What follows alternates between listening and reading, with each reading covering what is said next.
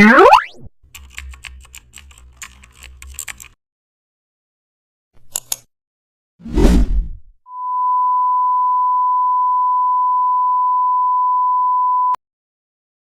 this script, you'll create a clean testimonial card that builds trust instantly, using only Photoshop's custom shapes.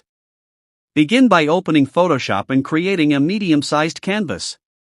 Select the Custom Shape tool and draw a rounded rectangle as the testimonial container. Choose a white or light fill color for a clean look. Now add a quotation mark custom shape near the top corner, resizing it slightly larger for visual emphasis and lowering its opacity. Next, place a circle shape at the bottom to represent a user avatar.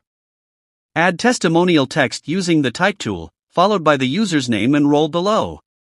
Duplicate the card and place it slightly behind, darkening its color to create a layered depth effect. Finish by adding a soft drop shadow. Zoom out the